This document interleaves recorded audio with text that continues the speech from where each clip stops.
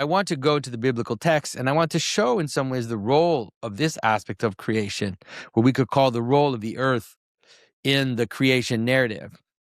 It's difficult to talk about this, and the reason why it's difficult to talk about is because negativity or absence or void is that which should not be talked about. When we talk about the void, when we talk about the emptiness, we run into danger of, moving into performative contradiction.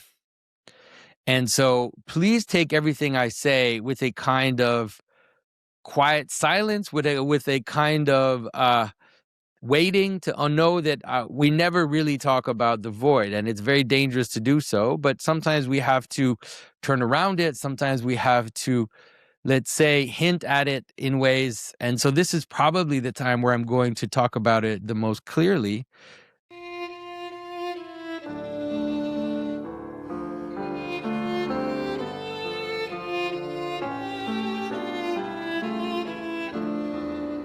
This is Jonathan Pajot. Welcome to the Symbolic World.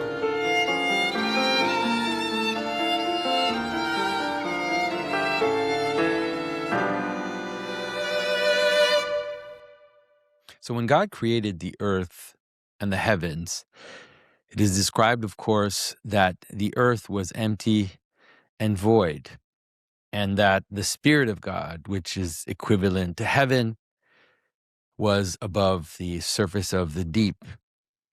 So we have these three images: emptiness and void of deep. This is, of course, related to chaos ultimately. And usually, I like to talk about symbolism, and I like to talk about how things come together and how things, join together towards unity. But it is always important to remember this other aspect, this aspect of the earth. And recently, interestingly enough, my daughter, who I love very much, has been, let's say, preoccupied by this question, and therefore has been reading a lot of modern authors that emphasize the negativity of being, the absence, alterity, difference. Of course, so many of the postmodern writers, whether it's Deleuze or Derrida, whether it's earlier writers like Georges Bataille or Emmanuel Levinas, so many of the influential kind of contemporary philosophers have tried to deal with the question of negativity, you could say. I'm using a term, but the questions of, the other aspects of being that we often don't talk about, whether it is in terms of emphasizing difference, whether it is in terms of emphasizing negativity, emphasizing outside, all of these kinds of questions. So I thought it might be a good idea to look at this, hopefully to engage in a conversation with my own daughter, but also with all of those that have a nagging sense that this is an important question. And it is an important question. And it's especially important because there is a kind of political divide that is related to this. It is, of course, related to the end of the World War II consensus as well, because one of the things that happened after World War II is that the authors that we consider avant-garde, even the ones that were there before World War II, basically got consolidated into let's say, a group or a movement that we could call progressivism or the avant-garde. And it's very easy to understand that these authors, they tend to emphasize disruption over continuity. They tend to emphasize difference over sameness.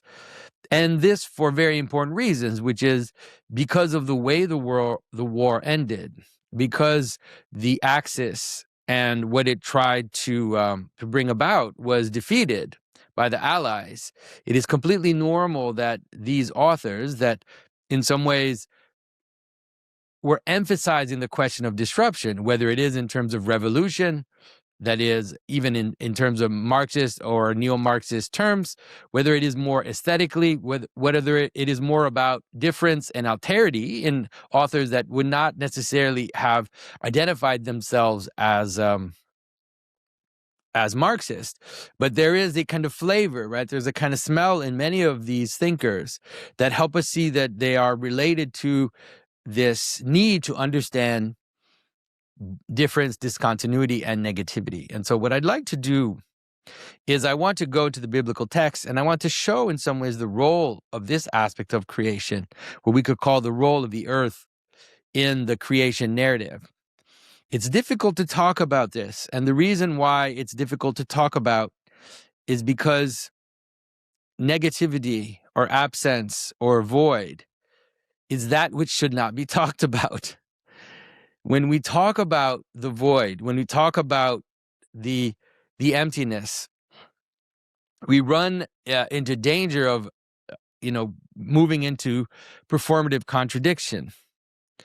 And so please take everything I say with a kind of quiet silence, with a kind of waiting to know that we never really talk about the void, and it's very dangerous to do so. But sometimes we have to turn around it. Sometimes we have to, let's say, hint at it in ways. And so this is probably the time where I'm going to talk about it the most clearly.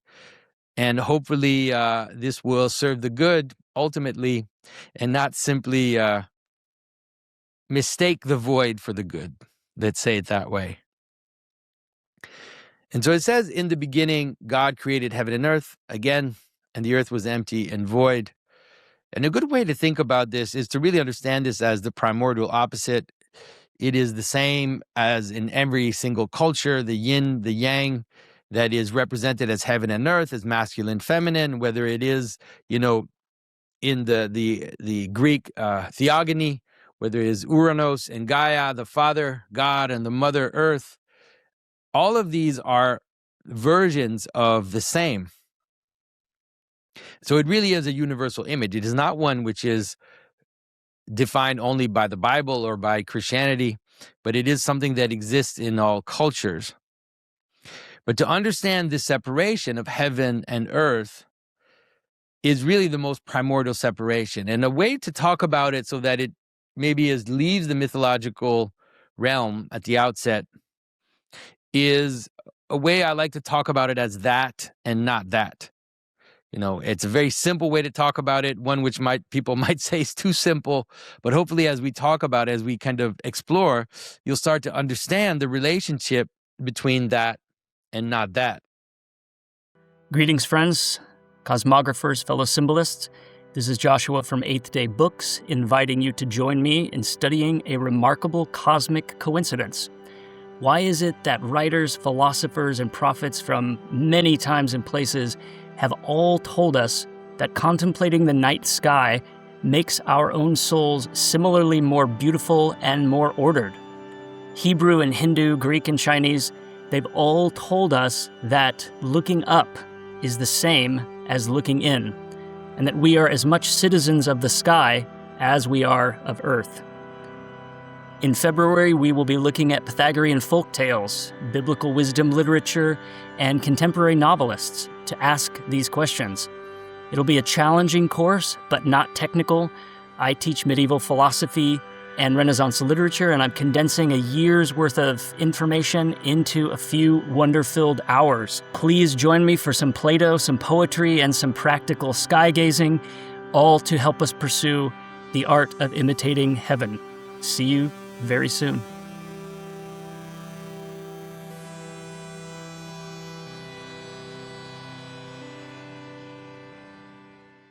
And so in the Bible, this separation between heaven and earth, you could call it, identity and difference. That is also a good way of understanding that and not that. And this not that is absolutely necessary for the existence of the world. Because what the earth produces is variability, right? Variability is difference.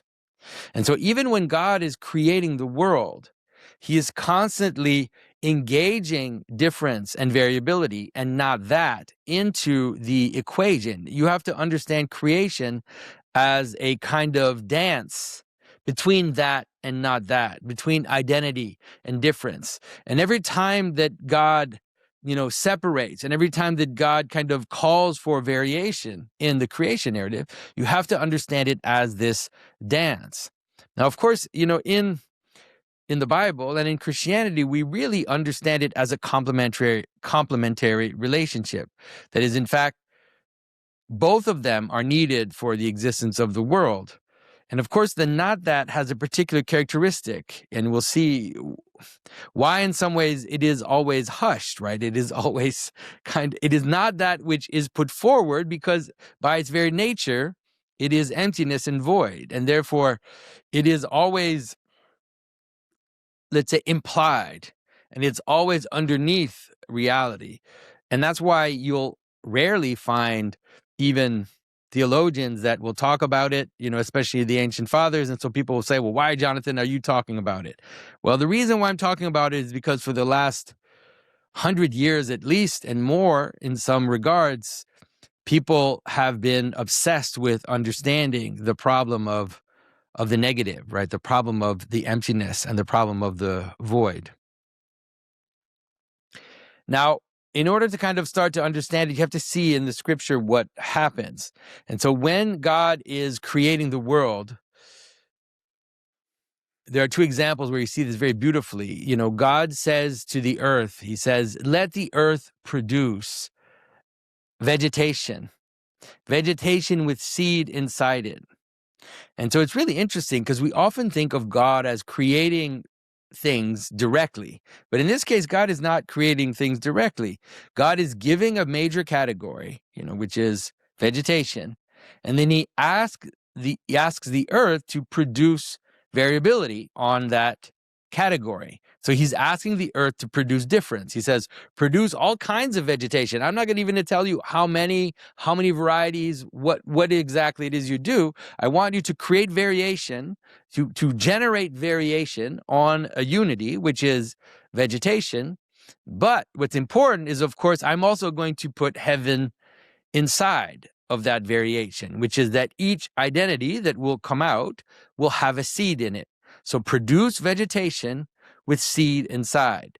That, of course, is saying that this relationship between heaven and earth, between the one and difference, you could say the one and the many as well. The many in the sense of how it is not completely the one.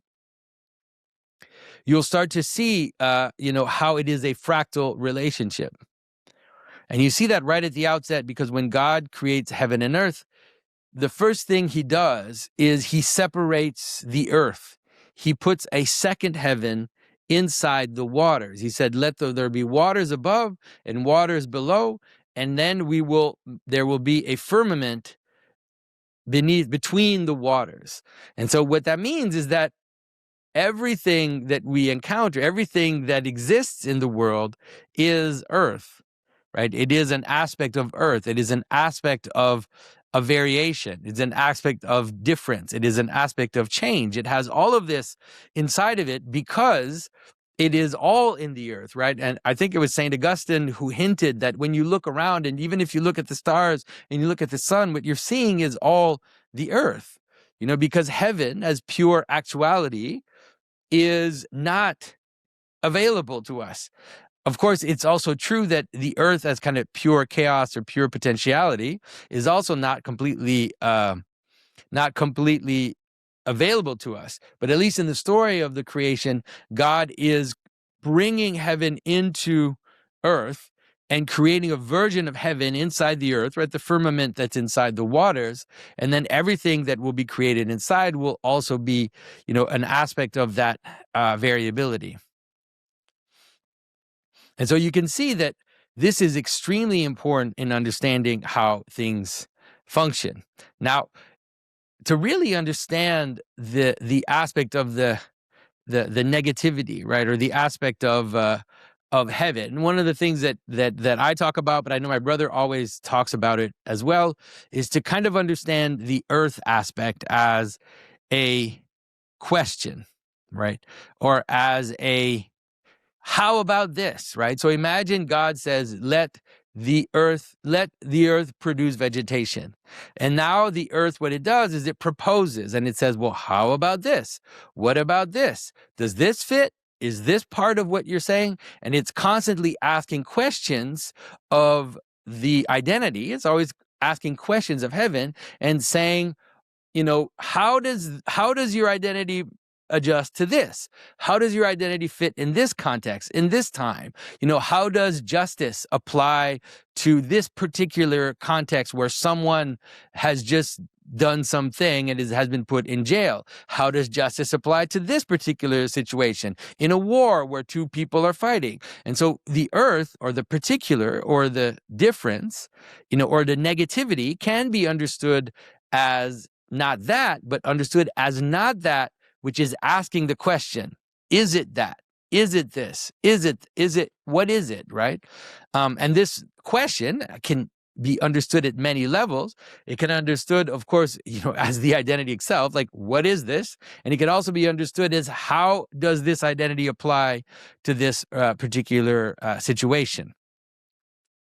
And now, of course, some of the church fathers, they in some ways deal with this, not exactly in the same way that I'm trying to help you understand, but let's say St. Maximus, he talks about what he calls logos and tropos, which is the idea that all beings have a logos, they have an identity which binds them together in one, but then they have a tropos, which is that the way in which that identity is then adjusted or applied in different contexts is the tropos. Now, of course, St. Maximus doesn't deal with the question of negativity per se. He sees it more from the perspective of positivity, from the perspective of how different identities in the kind of fullness of creation, how different identities can manifest multiplicity and variation on the theme. But you can also, like I'm trying to do now, understand it from the point of view of the negative, from the point of view of the space. Of course, one of the ancient understandings of this relationship is one of that I've already hinted to you already, which is the relationship between the man and the woman. That is, the relationship between male and female in their specific role, in terms of sexual reproduction. You can understand that the way that it's understood by the ancients is that the man is the head, and the man provides the seed, and then the mother or the woman will have the womb. That is, it is an opening of an empty space, right? It is a place in which the seed will come, and then from the earth will gather body from potentiality and will become a child. And so the child is, a representation of the father, but is also not the father, right? Is also not that.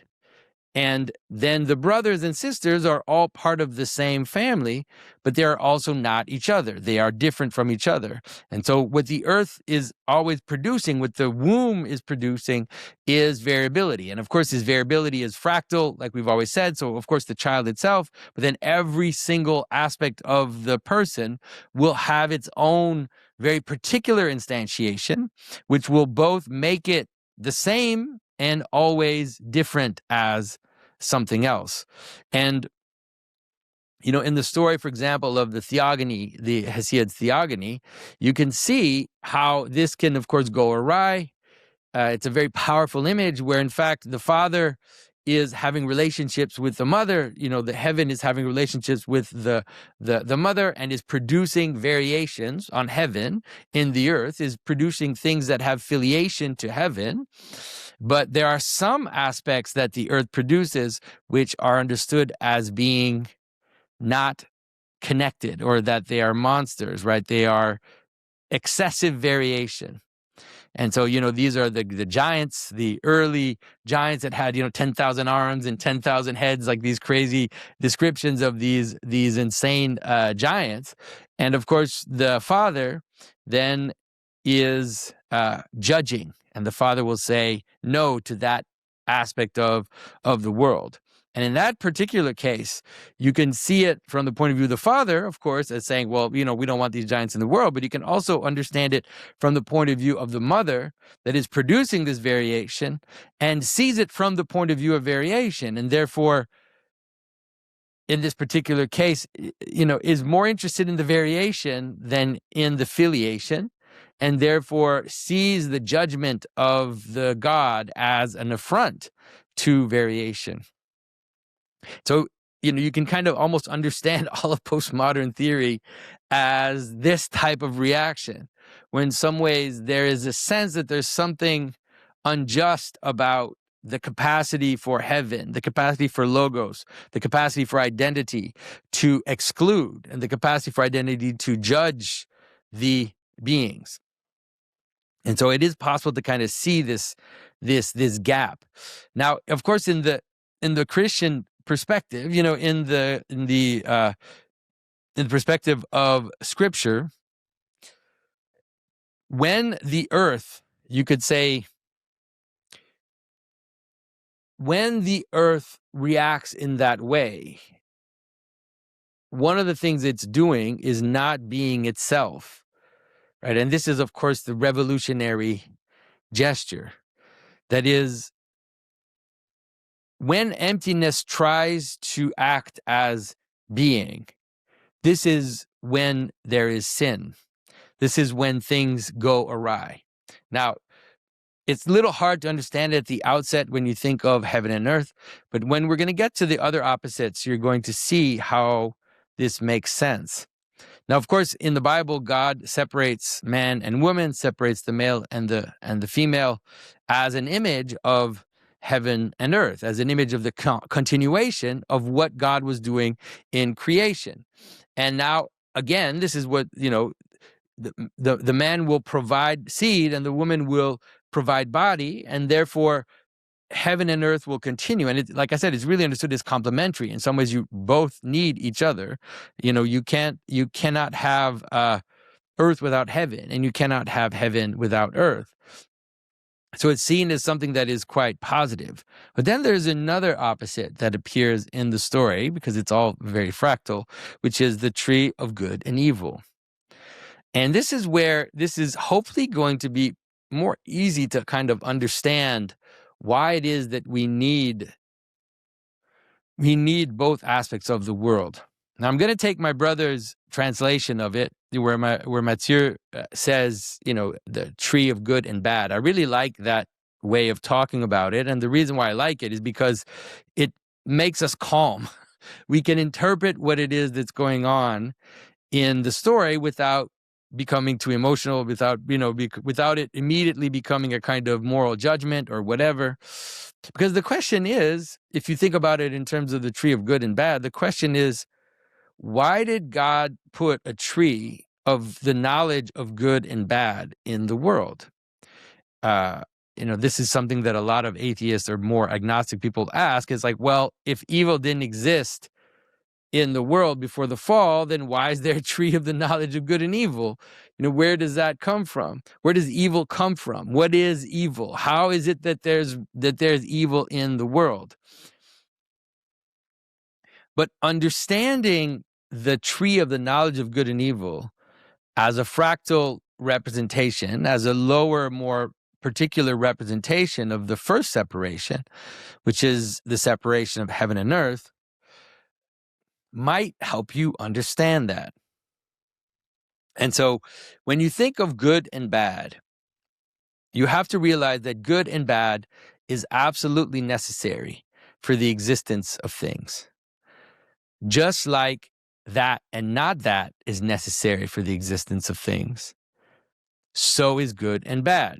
And they are in some ways a mirror of each other. That is, that and not that, heaven and earth and good and bad are related to each other. Let's see how. So everything that exists because it is united around a good, right? And so a pencil has a purpose. There's a reason for the pencil to exist. And its elements, both its elements in terms of its kind of structural constituents and its actual materiality, right? The things that it's made of is united around its purpose. Now, in order for the pencil to exist, there has to be bad, because bad, if you remember what I said at the outset, is related to not that. It's related to difference. Everything that exists is a not that for everything else. That is, a pencil makes a bad spoon. A pencil makes a bad rabbit, right? And so there's actually, around this being, there is a near indefinite void which defines it. There is a near definite emptiness which is, showing the limit of what the pencil is by asking secretly, does this make a good spoon? Does this make a good rabbit? Obviously, it doesn't ask it explicitly, because it is indefinite. There's an indefinite amount of things that this is bad for. And therefore, bad, should be understood as the difference between beings. It's a buffer that exists around beings and between beings. And it's very necessary for that to exist. And so the idea of good and bad is absolutely necessary for you to exist. Now, St. Ephrem the Syrian, when he talks about this, when he talks about the tree of the knowledge of good and evil, he says that Adam and Eve were meant to at some point be given the fruit of the knowledge of good and evil, and that they would come to know the knowledge of good and evil. And the way he says it, he says that they would know, it's as if they would know about sickness from the point of view of health, right? Think about it in the terms that I'm saying, which is that when you're using a pencil, you know what a bad pencil would be, because you know what you're trying to do with a pencil. You implicitly know that if this isn't well sharpened, that if it's too small, or that if it would be made out of, out of Jell-O, I always use Jell-O as an example. If it was made out of Jell-O or out of all kinds of things, out of snow or out of whatever, then it would make a bad pencil. There's an indefinite amount of badness which surrounds it. So when I'm using the pencil, when I'm doing something according to its purpose, I can have the knowledge of good and evil from the point of view of the good. But the idea that St. Ephrem shows is that because we ate of the fruit of the knowledge of good and evil, it's as if now we know health from the point of view of sickness.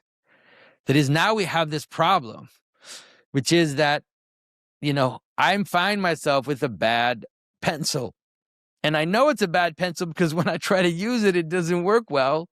And there's a frustration in the gap where I can experience the gap between the state of the world, that is the broken pencil, or the pencil that's not made from the right stuff, and what I know I'm trying to accomplish by using this pencil.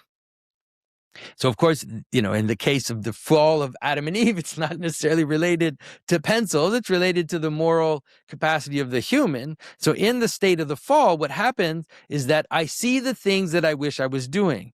I see the state that I wish I had, but I feel the gap between the state that I'm in and the state that I'm trying to accomplish. And that is when we start to experience two things. One is death, and the other can be evil. What is death, and how is death related to that? Well, death is experiencing the bad. Death is being in a state of badness. It's being in a state of the gap, right? And so when I'm in that gap, I feel that things aren't connected to each other, that things are dissolving, that they're moving back to dust, as God said about us. But you can imagine that all of things, your actions, they are not completely united towards true purposes. You can feel the distance between where you are in terms of a kind of fragmentation in yourself and where you should be. in terms of morality, but you can understand that it applies to all kind of levels of being. So that is one thing that we experience. Now, there's another aspect that we experience, which is sin. What is sin in this context? Sin is the attempt to twist the world, to pretend that bad is good, to kind of twist reality towards something,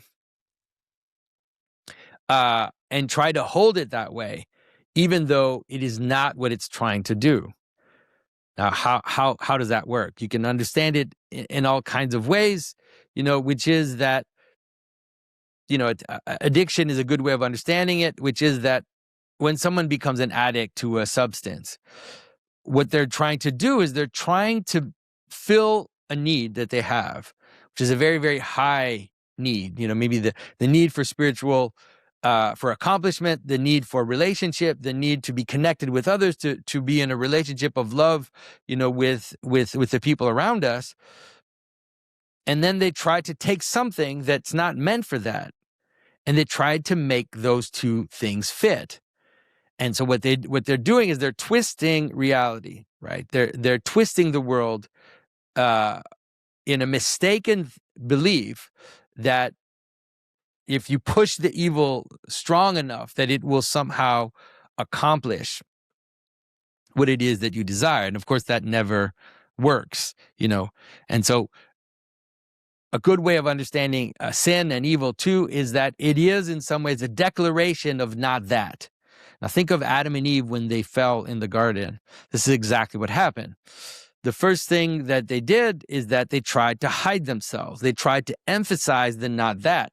They tried to cover and protect themselves from each other, protect themselves from God, and then they started to blame each other and to blame the serpent, to blame Eve. And what that does is that, of course, emphasizes the not that. It emphasizes it as my identity.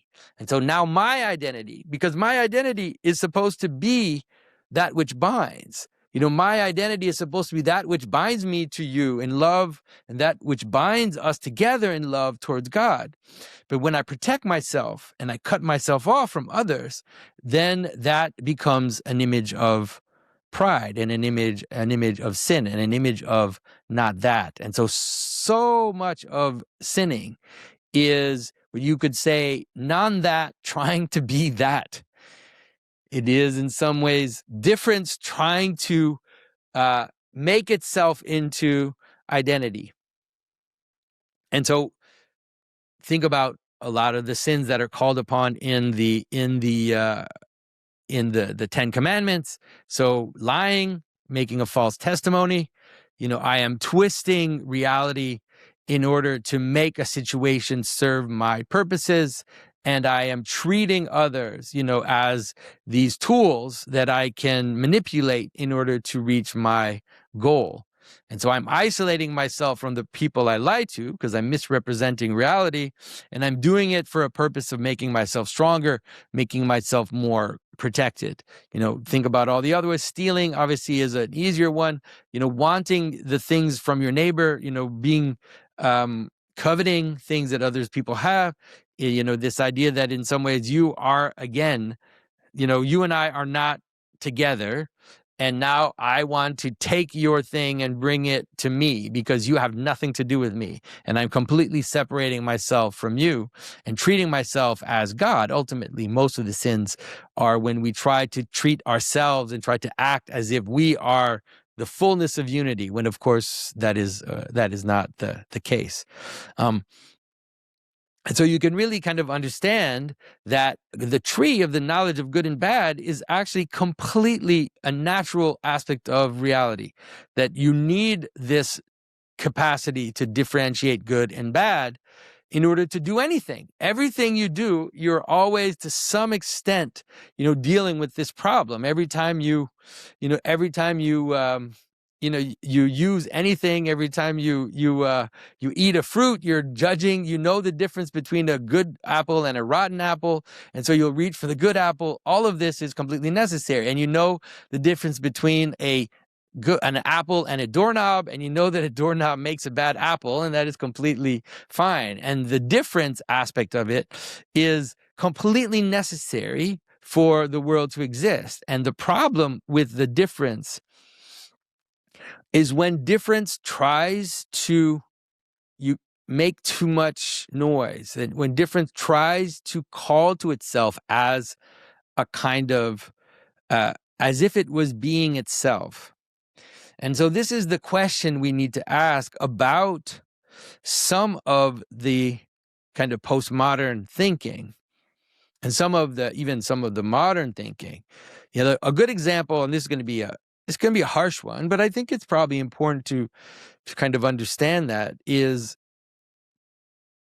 the way in which in the modern world, as soon as the Enlightenment and the kind of secular mind started to develop itself, we immediately had two deformations of the sexual union.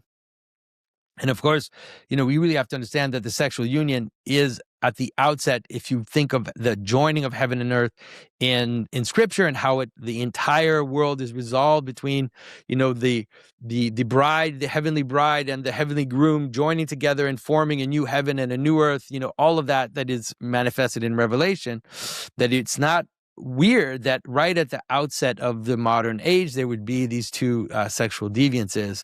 And of course, one was born in Marquis de Sade, which we call sadism, and one was born in Sacer-Masoch, which we call masochism. And in these two tendencies, and there's a reason why a lot of the postmodern authors are interested in this question. That's why Bataille or Deleuze or even people like Derrida are trying to some extent, trying to interpret these phenomena, because they understand that they're related in a deep way to our modern situation, and that there is a kind of desire to look at the questions of like a kind of excess of one side, an excess of power and authority, and an excess of, you could say, submission. So if you look at masochism, so a good example would be, what is the difference between a masochist and a martyr? The martyr understands that there is, and Christianity in general, if you look at the crucifixion, in the crucifixion, there is this beautiful sense in which God is also trying to kind of empty himself and is trying to engage with the void in this loving manner. And when we look at Christ die on the cross, experience that negativity, right? Experience in some ways that to be completely passive in terms of how others are acting upon him, and become ultimately the passivity, you could say, almost of the earth. Of course, he's also becoming heaven, and at the same time, the crucifixion is difficult to talk about. But if we look at the martyr, the martyr kind of understands the power of negativity, the power of opening the space for transformation, of becoming in some ways a victim so that the world is transformed, becoming that which is acted upon in order to change the space, to ask the question, is this just? Is this right? See in my body whether or not what is happening now is actually a scandal, and let that interaction, let me become a place on which the unjust will act, become a question that will expose the sin, right? That will expose the excesses of action. Now, the martyr, in theory, in the Christian tradition, is not supposed to provoke his own martyrdom, is not supposed to go out in order to be martyred, but is supposed to, when it happens to him, to go forth and to understand this story that he's engaging in and what he is going to become. Now, the masochist is very different. The masochist finds pleasure, egotistic pleasure, you could say, in suffering. When Christ is on the cross, he's not finding pleasure on the cross. When Christ is on the cross, he is suffering and dying. When the martyr is suffering and dying, it is not the pain It is not the pain that is giving that person a kind of bodily, perverse pleasure, but is rather, the capacity to imitate Christ and to see God's glory come down, and liberate them, free them from the torture. So you can see in the difference, you can see masochism as a kind of perversion of the type of negativity that the Christian cosmology understands, right? The kind of questions that Christianity is asking. And of course, ultimately, this relates to the Mother of God. And this is, again, these things are hard to talk about, but I think it's probably important to talk about it. There's, of course, a deep analogy between the Mother of God, between Mary and the earth. The word Mary seems to derive from the term bitter, which is related to the bitter waters, which is related to this idea of a kind of pure earth. And this is, of course, the same with virginity. Female virginity is also a form of negativity. It sounds weird when I say it. Negativity in the sense that it is a pure space, right? It is an undefined. It is a kind of question that is unanswered, right? It is a living prayer, if you want to think about it that way, which is why there is, of course, a relationship between the Mother of God and this opening up, right? And this prayer, and the chalice as this opening up towards heaven, and the purity of the untouched negativity, you could say. And that is also one of the reasons why we always say, for example, that the Virgin is a secret of the church. The void is something which has to remain a secret. It has to remain a secret because when it starts to speak on its own, it is necessarily sinful, because that is not its nature. The nature of the earth and the nature of negativity is to be secret, is to be a sigh, is to be is to be a yearning, right? A kind of a secret yearning is maybe even that's the best way of understanding in its depth. And so it is very important, like I said, in the structure of the story. But you can understand why it is that the story looks the way it does. Why is it that Eve is the one that eats the fruit of the knowledge of good and evil from the point of view, you could say, of a kind of revolution of earth, where the earth or difference or not that tries to take that for itself and what that does. And it's also understandable why the Mother of God then restores that by becoming the pure virgin and being a mother without being defined, being a mother without being defined by any kind of particularity. So these are very deep symbols. It's hard you can't completely come to the end of them. And please forgive me, because I'm just turning around this mystery, hopefully enough that you will be able to kind of grasp some of it and have a sense of some of it. But it's important to understand that, since World War II especially, there has been a kind of obsession with not that. There has been an obsession with understanding God as alterity, for example. You see that in Emmanuel Levinas, and you see that in other contemporary philosophers, where they want to understand God as the holy other. You've probably heard that term before. And in some ways, you could say that this is a reaction. It is in some ways a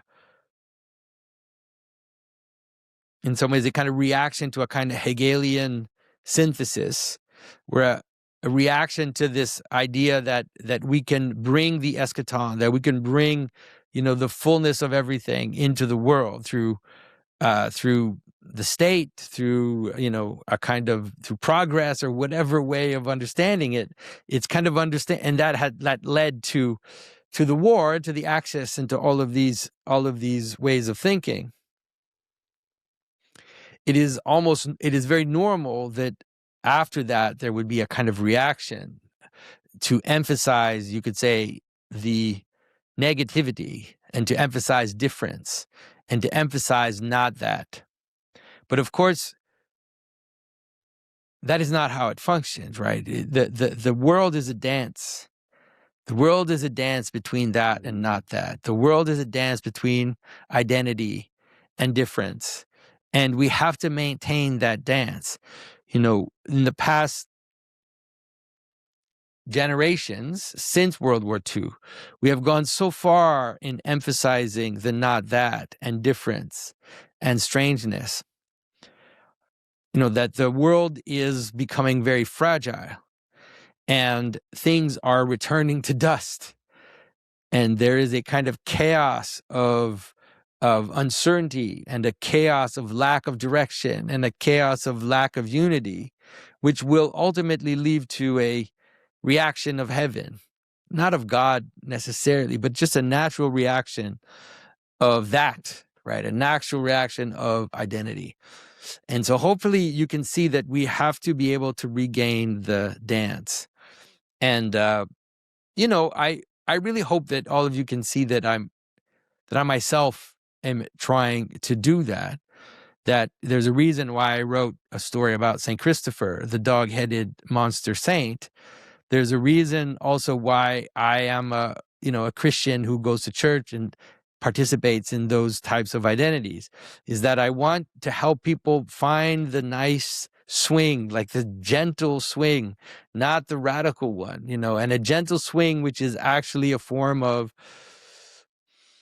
courting, a courting that between heaven and earth, between our different identities and their variation.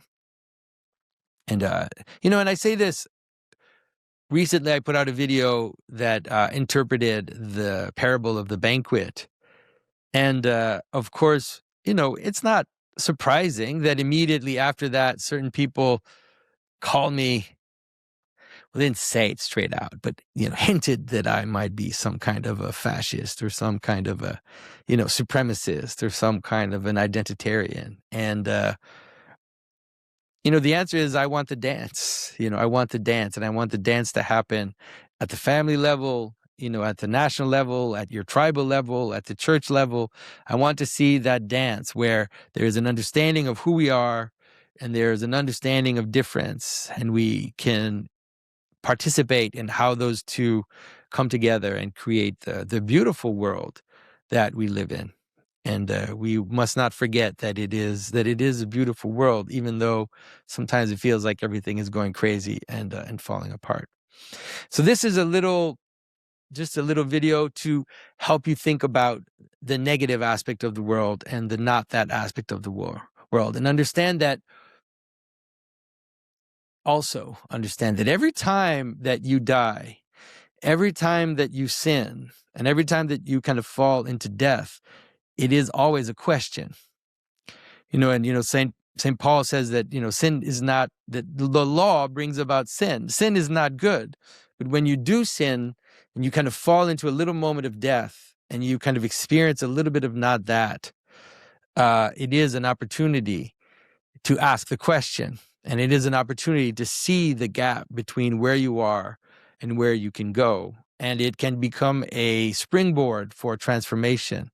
So this is, of course, why Christianity understands the need for not necessarily sin, but in general of pain and of suffering, that we in some ways have to experience suffering to some extent, because it reminds us that we're looking toward in a direction, and it reminds us of the gap between where we are and where we hope we should be. And we should, when it happens to us, whether it's through our own sins, where we fall and we have to repent, or whether it's true through the natural evils, the natural bads that happen to us, a tree falling on your house, or a sickness that you get, that in some ways that this is part of reality, and it can become a kind of question. And ultimately, this is the more secret or difficult part, is that all of that can be kind of transformed into a kind of glory. You have to remember that although in the Bible it says that the man is the head of the household, in Proverbs it also says that the woman is the crown of her husband and is his glory. And therefore, there is an aspect of the negativity or the negative or the space or the opening that is also one which is above us. And that is represented, of course, in the apophatic tradition, and in the idea that God is always not that, So hopefully these small meditations will help you. And please take them all as analogies, as circles going around a very, very difficult subject, and one which we probably shouldn't be talking about, but that I find myself pulled into talking about more and more. So thanks, everybody, for your attention. If you enjoy what we're doing, don't forget, you can go to thesymbolicworld.com. You can sign up. You can participate in our little community there. You can even support us financially if that's something you're interested in. And, we're just doing what we can do. So thanks, everyone, and I'll talk to you very soon. Bye-bye.